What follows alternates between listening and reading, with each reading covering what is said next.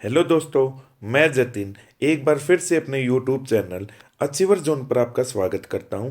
दोस्तों, आज हमारा ग्राम सचिव का जो एग्ज़ाम हुआ है इवनिंग शिफ्ट का, उसमें हमने मैथ और रीजनिंग की आंसर की अपलोड की थी, बट वो किसी टेक्निकल इशू की वजह से वो वीडियो डिलीट हो गई है। तो आज अभी हम बच्चों इसका विद सॉल्यूशन के साथ हम इसको एक्सप्लेन करेंगे। चलिए बच्चों, हम इसको स्टार्ट करते हैं। हमारा फर्स्ट वन क्वेश्चन क्या है मैथ का। जैसे उसने बोला है कि एक व्यक्ति 2 वर्ष के लिए 4% वार्षिक दर की ब्याज से 5,000 रुपये उधार लेता है, तो वह तुरंत 2 वर्षों के लिए किसी अन्य व्यक्ति को 6/1/4 प्रति वर्ष साधारण ब्याज की दर से दोबारा उधार दे देता है। तो उस अंतरण में भी प्रति वर्ष 1 वर्ष का क्या बोला, प्रति वर्ष मतलब 1 वर्ष का आपको लाभ बताना है। ठीक है, चलिए हम इसको देखते हैं। यदि हम इस क्वेश्चन को देखते हैं तो साधारण ब्याज हमारा एसआई का क्या फॉर्मूला होता है बच्चों? साधारण ब्याज principal into rate into time upon 100, मतलब मूलधन गुना दर गुना समय बटे 100। अब यहां पे उसने क्या है, मूलधन कितना दे दिया बच्चों, कितना 5,000। तो एसआई साधारण ब्याज किसके बराबर हो जाएगा, मूलधन कितना 5,000 गुना दर कितनी है बच्चों, उसने बोला 4%, 4 गुना समय कितना 2 अपॉन कितना होगा 100। यदि हम इसको सोल्व करेंगे तो बच्चों इसका आंसर आएगा हमारे पास 400 तो साधारण ब्याज हो गया। कब हुआ साधारण ब्याज बच्चों? जब हमारा उसकी दर, जिसको हम रेट बोलते हैं, कितना 4% है, तो हमारा आंसर निकला 400। ठीक है, ऐसे हम क्या निकालेंगे, जब दर 6/1/4, 6/1/4% का मतलब, इसको जब हम सोल्व करेंगे बच्चों, 6×4 = 24 और 125/4%, मतलब अब इन रेट ऑफ इंटरेस्ट कितना हो गया 25/4%, मतलब दर। अब जब हम इसको अप्लाई करेंगे तो कितना होगा, प्रिंसिपल कितना भाई 5,000 है, सेम मूलधन है, इंटू दर कितनी है हमारी 25/4, इंटू समय कितना भाई, समय उसने बोला 2 वर्ष ही है, इंटू यहाँ पे 100 हो जाएगा, क्योंकि फॉर्मूला क्या होता है, principal into rate into time upon 100, मतलब मूलधन गुना दर गुना समय। किसका फॉर्मूला होता है बच्चों, हमारा साधारण ब्याज का। जब हम इसको सोल्व करेंगे तो बच्चों इसका आंसर आएगा 625 रुपये।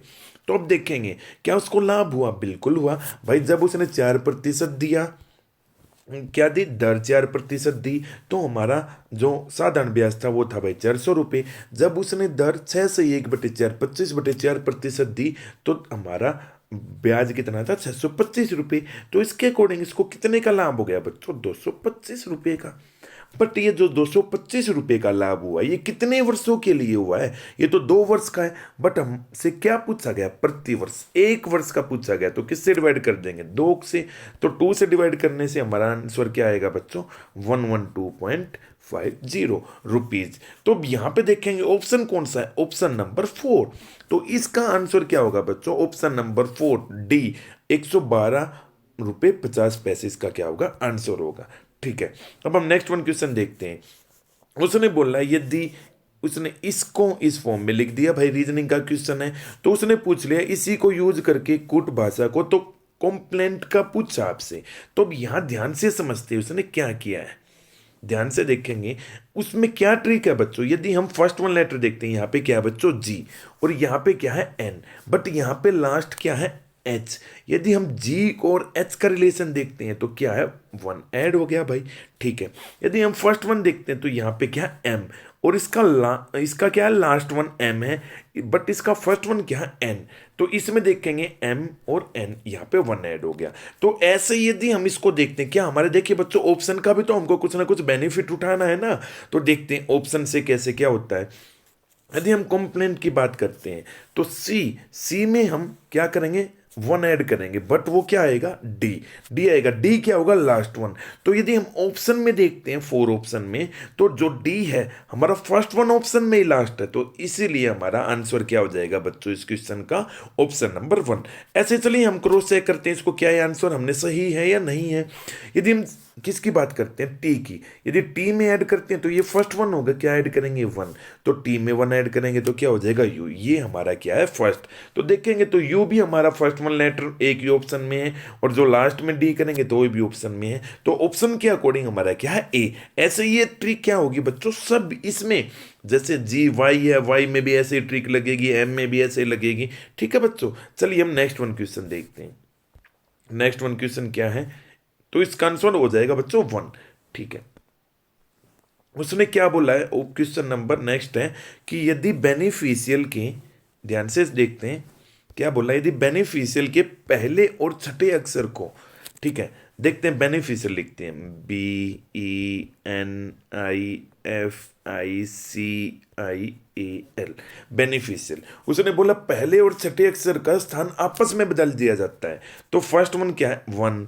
यहाँ पे वन, ये फर्स्ट वन लेटर है, ये सेकंड है, ये थर्ड है, ये fourth, fifth, sixth, seventh, eighth, ninth, total कितने हैं भाई, 10 है। तो उसने क्या बोला, पहले और छठे को बदल दिया भाई। इसका मतलब है यहाँ पे फर्स्ट वन क्या है, बी। सिक्स्थ वन क्या है बच्चों, आई। तो यहाँ पे बी की जगह क्या आ जाएगा, आई आ जाएगा। ठीक है, बी की जगह क्या आएगा बच्चों, आई, और आई की जगह क्या आ जाएगा, बी आ जाएगा। ठीक है, इसी प्रकार उसने क्या बोला, दूसरे और सातवें अक्षर को बदल दिया भाई। यहाँ पे यदि हम सातवें अक्षर की बात करते हैं तो सातवां क्या है, सी। तो यहाँ पे सी आ जाएगा और यहाँ पे क्या आ जाएगा, ई।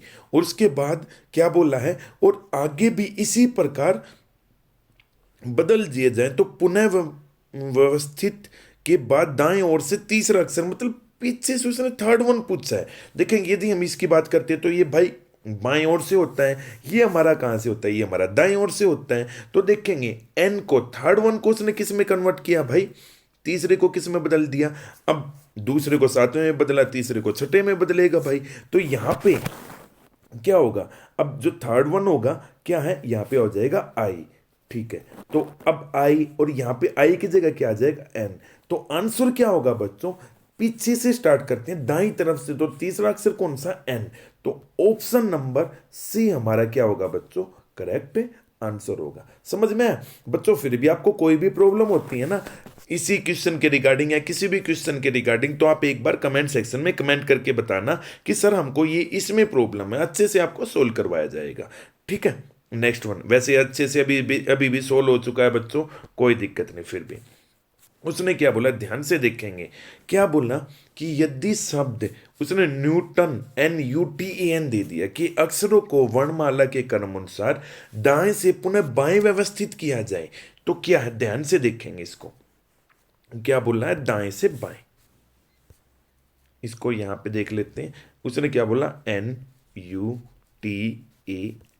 यदि हम इसकी बात करते हैं तो यहां पे क्या है, ये बाएं से दाएं लिखा हुआ है ना, तो हमको क्या लिखना है, यहां ध्यान से देखेंगे, दाएं से बाएं लिखना है, मतलब इसको रिवर्स में लिख देना। तो यहां पे क्या हो गया, एन।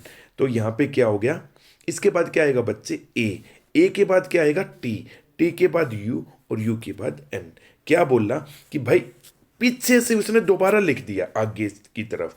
तो अब क्या है, तो कितने अक्षर समान रहेंगे, तो समान देखेंगे एक जैसे, यहाँ पे देखेंगे एन फर्स्ट वन है, यहाँ पे भी एन, लेकिन ये भाई समान नहीं, एक जैसा नहीं है। टी है भाई, टी भी एक जैसा है, ए और यू एक जैसा नहीं है, तो एन और एन क्या है, समान है। तो उसने बोला कितने अक्षर समान रहेंगे, तो देखेंगे एन, टी और एन समान रहेंगे, तो कितने होंगे बच्चों, 3। तो ऑप्शन नंबर हमारा कौन सा करेक्ट होगा, हम बात करते हैं तो ऑप्शन नंबर सी क्या है, इसका करेक्ट है। ठीक है, चलिए हम बच्चों नेक्स्ट वन क्वेश्चन देखते हैं। ये रहा क्वेश्चन नंबर 18 है। अब आपके जो कोड हैं उसमें अलग अलग क्वेश्चन है, बट क्वेश्चन सेम है, तो हम इसको सोल्व करते हैं। उसने क्या बोला, 4 6 इसके ये दे दिए, इसको सोल्व करना है। अब यदि हम यहाँ पे देखते हैं बच्चों, यहाँ पे एक फॉर्मूला है, तो फॉर्मूला क्या है, यदि हम इसको देखते हैं, यदि हम 4 6 9 को ए मानते हैं, ए, ऐसे ही 174 को हम यदि बी मानते हैं, तो ये क्या बना बच्चों, ए प्लस बी का होल स्क्वायर माइनस ये क्या बना, ए माइनस बी का होल स्क्वायर। चलिए हम इसको अच्छे से लिखते हैं बच्चों, क्या है, 469 को क्या मानना था, ए, और 174 को मानना था बी। तो ए प्लस बी का होल स्क्वायर माइनस है तो माइनस, इसको ए मानना था, ए माइनस बी का होल स्क्वायर अपॉन कितना आ गया बच्चों, ए इंटू बी। अब यदि हम इसकी बात करते हैं A plus B whole square minus A minus B का होल स्क्वायर, इसका एक फॉर्मूला होता है। इसका फॉर्मूला क्या होता है बच्चों? ये किसके इक्वल होता है? वो होता है इसके इक्वल 4a बी के इक्वल होता है। इसका फॉर्मूला है बच्चों, यदि हम इन दोनों को ओपन करेंगे तो क्या बचेगा? 4a B. अब देखेंगे हमारा जैसे है क्या, हमसे पूछा क्या गया है, हमसे क्या पूछा गया? अपॉन क्या लिखा गया? यदि हम इसको इरेज कर देते हैं, इसके नीचे ये क्या था? A B. तो क्या हुआ? इसका फॉर्मूला था 4ab अपॉन इसको क्या माना? A B. तो ए बी से क्या हो गया? ए बी कैंसिल हो गया, तो क्या बचा? 4। तो इसका आंसर क्या हुआ बच्चों? 4। तो यदि हम देखते हैं तो 4 है हमारा ऑप्शन नंबर 1। तो ऑप्शन नंबर ए हमारा क्या होगा? यहाँ पे करेक्ट आंसर होगा। समझ में आया बच्चों? नेक्स्ट वन क्वेश्चन देखते हैं। अब उसने क्या बोला है? क्या है कि भाई 60 और 75 के बीच अभाज्य संख्याओं का योग ज्ञात करना है। तो भाई सबसे पहले आपको पता होना चाहिए अभाज्य संख्याएं कौन सी हैं। अभाज्य संख्याएं वो होती हैं जिसके केवल 2 गुणनखंड होते हैं। यदि हम 60 से 75 की बात करते हैं तो अभाज्य संख्याएं कौन कौन सी देखते हैं? ये 61 है भाई, 61 एक हमारी अभाज्य संख्या है। 62 नहीं है, 63 भी नहीं है, 64 भी नहीं है, 65 भी नहीं है, 66 भाई 60 यदि मैं बोलता हूँ 63 क्यों नहीं है? क्योंकि बच्चों ये क्या है? 1 से भी डिवाइड हो रही है, ये हमारी भाई 3 से भी हो रही है और खुद 7 से भी है भाई, नेक्स्ट 63 से भी है। यदि हम बात करते हैं तो कितने इसके गुणनखंड कितने होंगे भाई? 2 से ज्यादा होंगे, इसलिए 63 क्या हमारी अभाज्य संख्या नहीं है। तो अभाज्य संख्या कौन सी हुई बच्चों? 61 होगी। अब 61 के बाद क्या? 62 नहीं, उसके बाद डायरेक्ट यदि हम अभाज्य संख्या की बात करते हैं तो क्या है? 67। 67 के बाद क्या आएगी? 71। 71 के बाद क्या है? 73। अब क्या पूछा है? इन अभाज्य संख्याओं का योग पूछा। आपको क्या करना है? केवल इनको ऐड करना है। यदि हम ऐड करते तो आंसर क्या आएगा बच्चों? 272। हम 272 देखेंगे तो ऑप्शन सी क्या बच्चों? ऑप्शन नंबर सी 272 हमारा क्या है? करेक्ट आंसर होगा।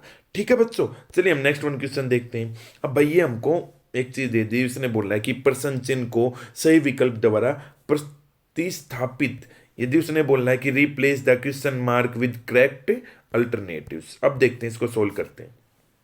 यदि हम इस क्वेश्चन की बात करते हैं तो उसने क्या बोला? यदि हम देखेंगे 1 में उसने क्या कर दिया? 1 ऐड कर दिया। 2 में क्या ऐड कर दिया भाई? 3 ऐड कर दिया। 5 में क्या ऐड कर दिया भाई? 5 ऐड कर दिया, 10 आ गया। अब 10 में ऐड क्या किया? 7 ऐड कर दिया। तो यदि हम देखें 1 3 5 7, यदि हम इनको ध्यान से देखते हो तो ये क्या हमारे भाई ओड नंबर्स, विषम संख्याएं हैं। 7 के बाद 7 प्लस 9 कितना हो गया भाई? 26। 26 प्लस 11 कितना हो गया? 37। अब 37 में आपको क्या ऐड करना है? 13। यदि हम 37 में 13 को ऐड करते हैं तो हमारा आंसर क्या आएगा बच्चों? 50। तो 50 हमारा क्या होगा? करेक्ट आंसर होगा। भाई 50 कौन सा है? Option number D. तो ऑप्शन नंबर डी हमारा क्या होगा? इसका करेक्ट आंसर होगा। ठीक है बच्चों, हम नेक्स्ट वन क्वेश्चन देखते हैं। उसने क्या बोला है भाई? ये तो बहुत सिंपल क्वेश्चन है। सिंपल उसने क्या बोला भाई? 24 36 और 40 का लघुत्तम समापवर्तक, मतलब उसने बोला लोएस्ट कॉमन मल्टीपल्स। तो आपको क्या निकालना है? एलसीएम निकालना है। आपको पता है एलसीएम कैसे निकालते हैं? चलिए हम देखते हैं। 24 36 और 40 का क्या है? इसको हम डिवाइड करते हैं, लेकिन डिवाइड किससे करेंगे भाई? अभाज्य संख्याओं से करेंगे। प्राइम नंबर से 2 से डिवाइड करते हैं तो 12, 2 से डिवाइड करेंगे तो 1 और 8, 2 से डिवाइड करेंगे 20। अब 2 से करेंगे 2 6 जा 2 9 जा 2 से 10। तो इस तरीके से जब हम इसको सोल्व करेंगे ना बच्चों, तो इसका आंसर क्या आएगा? यदि हम इसका आंसर देखते हैं तो ऑप्शन नंबर 2 इसका आएगा एलसीएम 360 डिग्री। किसको मल्टीप्लाई? जिससे हम इसको आगे सोल्व करेंगे तो कितना? 360। तो ऑप्शन कौन सा है बच्चों? Option number B, second option हमारा क्या होगा? इसका करेक्ट होगा। ठीक है, चलिए हम नेक्स्ट वन देखते हैं। उसने क्या बोला? ध्यान से देखेंगे बच्चों, रीजनिंग का क्वेश्चन है। अब रीजनिंग के इस क्वेश्चन में उसने क्या बोला है कि भाई एग्जामिनेशन को उसने वो 125 लिख दिया, तो वो बोलेगा, उसने बोला कि भाई हार्ड वर्क को उसने कैसे लिखेगा? चलिए हम इसको ध्यान अच्छे से देखते हैं। क्या है? एग्जामिनेशन को 125 लिखा। अब यदि हम इसको एक चीज ध्यान से देखेंगे तो ध्यान से देखने के बाद चलिए हम इसको थोड़ा सा ऊपर करते हैं, आपको अच्छे से विजिबल हो जाएगा। तो एग्जामिनेशन ई है, ई हमारा कितने नंबर पे होता है, यदि हम जैसे देखेंगे जो हमारे अल्फाबेट्स के नंबर्स होते हैं, ई कितने पे है बच्चों 5 पे। ऐसे यदि हम एक्स करते हैं तो एक्स कितने पे 24 पे। ऐसे ए कितने पे 1 पे है। नेक्स्ट वन एम कितने पे 13 पे है। आई हमारा कितने पे बच्चों 9 पे है। एन कितने पे है, एन है भाई हमारा 14 नंबर पे। ए कितने पे है, ए 1 पे आ गया। टी कितने पे है बच्चों, टी 20 पे है। फिर दोबारा आई आ गया तो आई कितने पे है 9 पे। ओ कितने पे आ गया भाई बच्चों 15 पे। उसके बाद क्या है हमारा बच्चों एन, एन कितना आ गया 14 पे। यदि हम इन सबको ऐड करेंगे, जो हमारे ये नंबर्स हैं इसको ऐड करेंगे तो इनका सम कितना आएगा बच्चों 125। तो क्या किया, जितने इसके अल्फाबेट्स हैं एग्जामिनेशन में उनके जो नंबरिंग है, जैसे ई हमारा 5 नंबर पे है, एक्स हमारा 24 पे है, उनको सबको ऐड करके लिख दिया तो आंसर कितना है 125। ऐसे हम किसको करेंगे भाई, सेम हमारा रूल हार्ड वर्क में लगेगा। चलिए हम हार्ड वर्क को भी देखते हैं। यदि हम एच की बात करते हैं, एच कितने पे है बच्चों 8 पे। ए कितने पे 1 पे। आर कितने पे है 18 पे। एच ए आर डी कितने पे बच्चों 4 पे। डब्लू कितने पे है 23 पे। ओ कितने पे है 15 पे। आर कितने पे 18 पे। और जो हमारा के है वो कितने पे है 11 पे। अब जब हम इनको ऐड करेंगे तो हमारा आंसर आएगा बच्चों 98। तो भाई यदि ऑप्शन में 98 है तो हमारा करेक्ट आंसर है। यदि ऑप्शन में देखेंगे तो भाई बिल्कुल 98 है।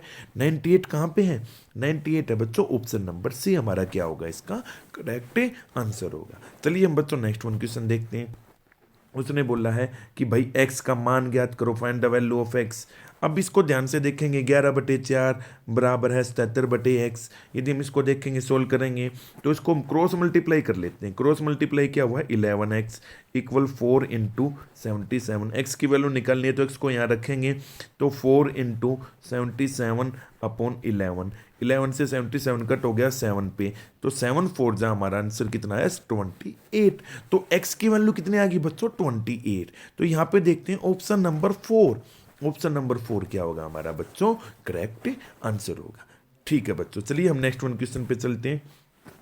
उसने क्या बोला है देखेंगे ध्यान से। यदि एक संख्या की 1/4 की 1/3 15 है तो उस संख्या का 3/10 आपको बताना है। मान लेते हैं भाई वो संख्या x है। किसी संख्या की 1/4, तो 1/4 क्या है 1/4, 1/4 हिस्सा। की का मतलब का, और की का मतलब मैंने बताया था क्या होता है बच्चों, मल्टीप्लाई होता है, तो 1/3। यदि हम इसको सोल्व करते हैं, अपॉन इसके नीचे 1 है तो x को 1 से करेंगे तो x अपॉन कितना आ जाएगा बच्चों हमारा, सॉरी अब यहां पे ध्यान से देखेंगे उसने इसकी वैल्यू दे रखी है, वैल्यू दे रखी है बच्चों कितनी 15 दे रखी है। ध्यान से दोबारा देखते हैं उसने क्या बोला। एक संख्या x है, उसका 1/4, 1/4 का 1/3 उसने बराबर दे दिया 15 के।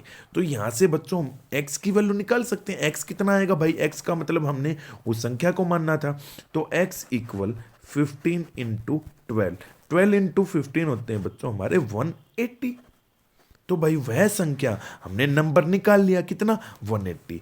अब उस संख्या का 3/10 मतलब 180 का आपको 3/10 बताना है। तो 0 से 0 कैंसिल, तो 18 3 हमारे हुए बच्चों 54। 54 हमारा क्या होगा आंसर होगा। अब 54 है भाई हमारा ऑप्शन नंबर 3, तो ऑप्शन नंबर 3 इसका क्या हो गया करेक्ट आंसर हो गया। चलिए भाई हम नेक्स्ट वन क्वेश्चन देखते हैं। क्या है नेक्स्ट वन क्वेश्चन, उसने बोलना है कि कंप्लीट द एनालॉजी, आपको एनालॉजी बताना। अब देखिए बहुत सिंपल क्वेश्चन है। इसका क्या है, उसने बोला क्या बोला कि भाई थर्मामीटर डिग्री से है, तो ऐसे घड़ी से हम क्या देखते हैं, क्या घड़ी से हम वही ऊंचाई का पता लगाते हैं, नहीं वेग का नहीं पता लगाते भाई, टावर का भी पता नहीं लगाते। तो ऑप्शन क्या बच गया, घड़ी से हम क्या पता लगाते हैं घंटे का, घंटा मतलब आवर। तो ऑप्शन नंबर 2 क्या होगा इसका करेक्ट आंसर होगा। चलिए हम नेक्स्ट वन देखते हैं क्या है। अच्छा कुछ नहीं है, बहुत सिंपल सिंपल क्वेश्चंस आए हैं बच्चों। क्या है, उसने बोला कि वर्तमान में अरुण और दीपक की आयु का अनुपात 4:3 है। 6 वर्ष बाद अरुण की आयु 26 हो जाएगी। ठीक है, तो उसने क्या बोला कि भाई दीपक वर्तमान में दीपक की आयु कितनी है। तो चलिए हम देखते हैं इसका, यहाँ पे बात करते हैं हम किसकी, अरुण की। इसको लिख लेते हैं भाई अरुण और दीपक। कितना है? 4 और 3। अब उसने क्या बोला, 6 वर्ष के बाद कितनी आयु होगी भाई? 26। तो किसकी आयु होगी बच्चों? यहाँ पे उसने बोला अरुण, तो 26 होगी, ठीक है। लेकिन 6 वर्ष के बाद हुई तो यहाँ पे प्रेजेंट में देखेंगे तो कितनी होगी भाई बच्चों? प्रेजेंट में तो भाई 20 साल का है। तो क्यों क्यों हम प्रेजेंट क्यों निकाल लेंगे? क्योंकि बच्चों उसने बोला हुआ है ना वर्तमान। जो ये अनुपात दिया गया ना 4:3, वो तो वर्तमान का दिया गया है। बट यहाँ पे जो उसने 26 वर्ष दे रखी है ना, 26 वर्ष हो जाएगी, कब होगी? 6 वर्ष के बाद। 6 वर्ष के बाद होगी। लेकिन वर्तमान में क्या होगा? उसमें से 6 माइनस कर देंगे तो वर्तमान में कितने का हो गया? 20 का, ठीक है। तो यदि हम देखें 4 का 5 टाइम्स कितना भाई? 20। तो इसका भी क्या होगा? 5 टाइम होगा, क्योंकि रेशियो हमको क्या करना होता है बच्चों? इक्वल। तो 3 5 जा कितना होगा? 15। तो क्या पूछा है? दीपक की वर्तमान आयु। तो दीपक की वर्तमान आयु क्या हो जाएगी बच्चों? 15 साल, 15 वर्ष हो जाएगी। तो 15 वर्ष हम देखते हैं तो ऑप्शन नंबर 1 क्या है बच्चों? हमारा करेक्ट आंसर है। चलिए भाई हम नेक्स्ट वन क्वेश्चन देखते हैं। अच्छा क्वेश्चन है, क्या है? बट बहुत सिंपल है। क्या है देखते हैं। यदि x और y ऋणात्मक है, ऋणात्मक मतलब नेगेटिव नंबर्स हैं, तो निम्नलिखित में से कौन सा कथन सदैव सत्य है? x प्लस वाई धनात्मक है। देखते हैं भाई क्या ये सत्य है। x और y क्या? नेगेटिव, मतलब x क्या है? नेगेटिव का है, और y क्या है? y भी नेगेटिव का। यदि हम इन दोनों को ऐड करते हैं x प्लस माइनस वाई, तो क्या होगा? माइनस एक्स और माइनस वाई। तो क्या ये धनात्मक मतलब पॉजिटिव आएगा? नहीं बच्चों। यदि हम इसमें से माइनस कॉमन भी ले लेते हैं तो X plus Y. X plus Y किसका आया? नेगेटिव। क्या उसने बोला भाई धनात्मक? तो भाई ये वाला तो हमारा गलत हो गया। ठीक है भाई, बिल्कुल हो गया। एक्स और वाई धनात्मक है, मतलब भाई मल्टीप्लाई एक्स वाई, तो minus X multiply minus Y, minus से वाई कैंसिल हो जाएगा, तो एक्स वाई तो बच्चों हमारा पॉजिटिव है। तो हमारा ऑप्शन नंबर 2 भाई पॉजिटिव हो जाएगा। बिल्कुल ठीक है। चलिए भाई नेक्स्ट वन को भी चेक करना पड़ेगा। एक्स माइनस वाई धनात्मक है, धनात्मक मतलब बच्चों पॉजिटिव। तो भाई एक्स नेगेटिव है, माइनस, तो माइनस क्या हो जाएगा बच्चों? माइनस वाई हो जाएगा। यदि हम इसको सोल्व करते हैं तो माइनस माइनस प्लस, तो माइनस एक्स प्लस वाई। तो क्या ये धनात्मक है? नहीं भाई, ये तो नेगेटिव, तो ये भी हमारा क्या हो जाएगा? गलत।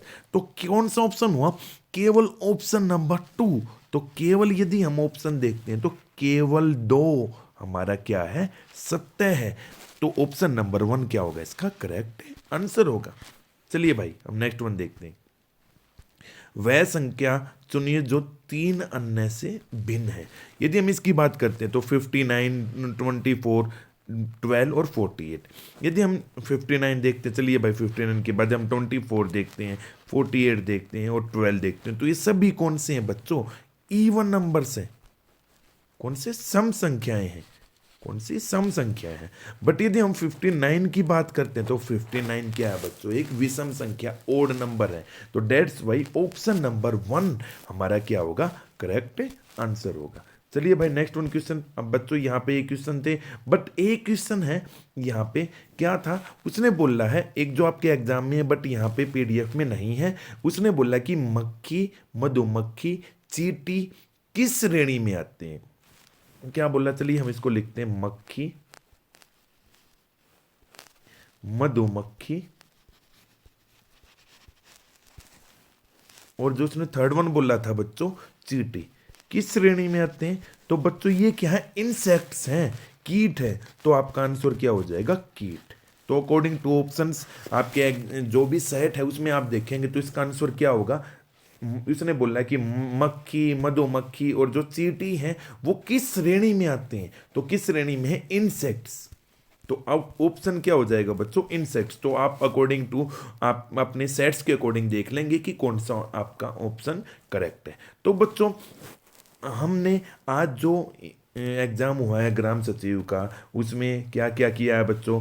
हमने भाई मैथमेटिक्स, मैथ्स प्लस रीजनिंग के क्वेश्चंस को सोल्व किया है, ठीक है, विद सॉल्यूशन।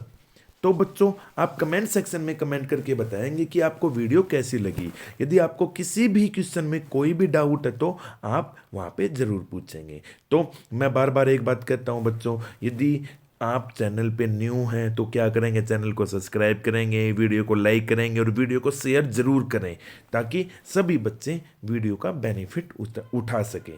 Thank you.